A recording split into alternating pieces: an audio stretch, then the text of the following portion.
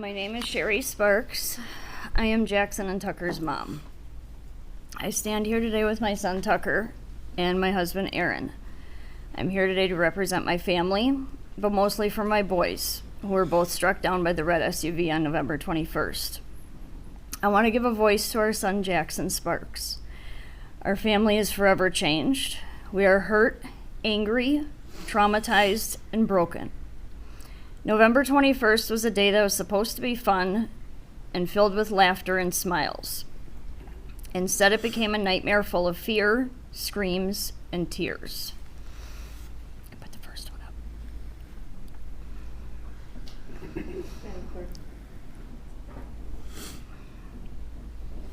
My boys were walking in the Waukesha Christmas Parade with their baseball teammates, friends, and coaches. It was a chilly and windy day that day, so we all layered up and prepared to kickstart our holiday season.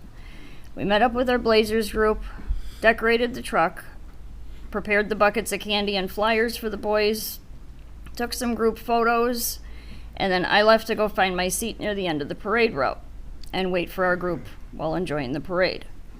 I had no idea then the nightmare that was coming my way.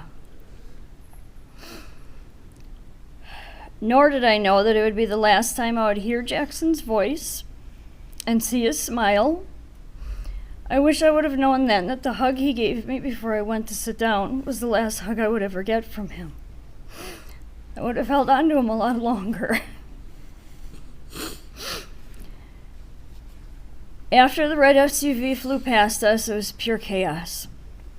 I will never ever forget the horrible sound of the car hitting bodies and the thud of bodies landing on the ground.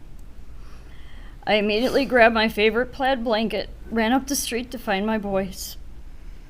What I found shook my world. I saw Jackson first in the arms of a police officer.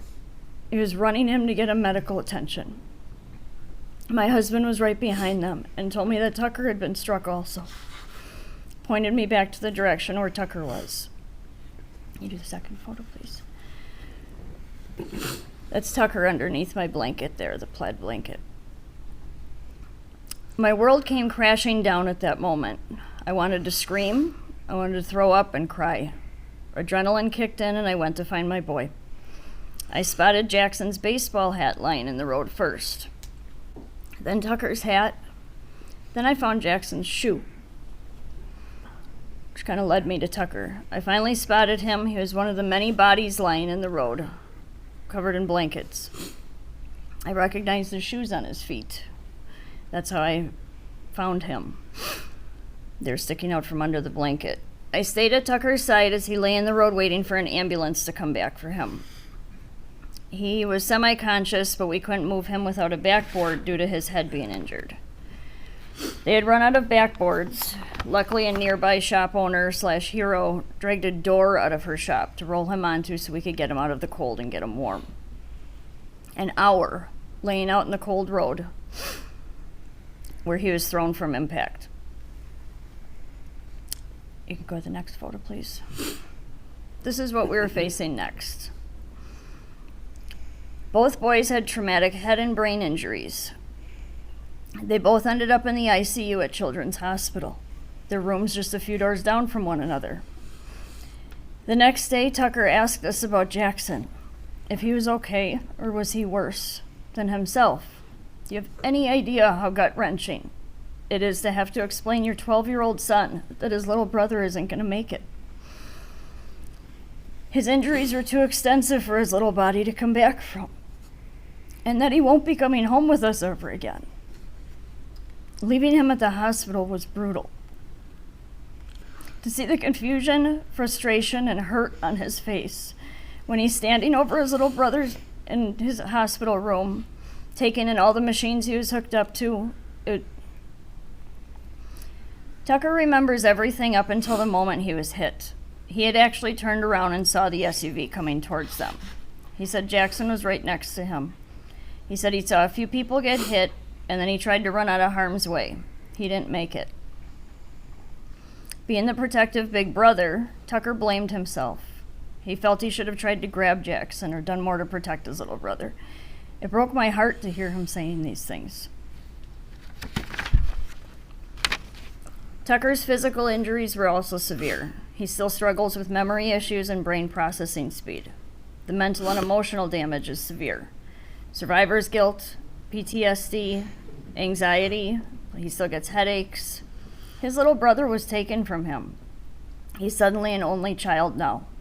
He misses his little brother and his playmate. Jackson brought out the silly in him, and life will never be the same without him. You can go to the next photo. Every holiday, special event, family function, vacation, there will always be an empty chair or space where Jackson should be. Jackson's absence is very prominent. Every day we face that vacancy, and it triggers sadness and trauma. Jackson's life was taken from him and taken from us. Life isn't the same without him, and it never will be. This morning, I should have spent the morning making him breakfast, taking him to school, hearing about his day later. Instead, I'm standing here in this courtroom, asking for justice for my boys. We came so close to losing both of them that day. I miss Jackson every second of every single day. I feel gutted and broken. It hurts to breathe sometimes. It hurts to live without him here. My mama's soul aches for him. I am emotionally and mentally exhausted. The pain I carry with me every day feels so heavy. Yet I have to push forward, still be there to help Tucker heal, and move forward with find our new normal. Can you go to the next photo, please? As a family of faith, we know this man will face God's judgment someday for his actions.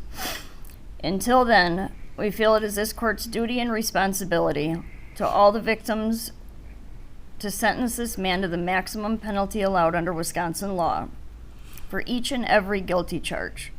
We feel this man does not deserve to see freedom in our lifetime, nor our son Tucker's lifetime. We have learned throughout this trial that this man is incapable of empathy or remorse. He has shown no sympathy nor apology for all of the pain, suffering, and loss of life he has caused to so many. This man not only took Jackson away from our family, he violently ripped Jackson out of our lives. Jackson was only 8 years old. 8. He only had 8 years here with us. He was robbed of everything.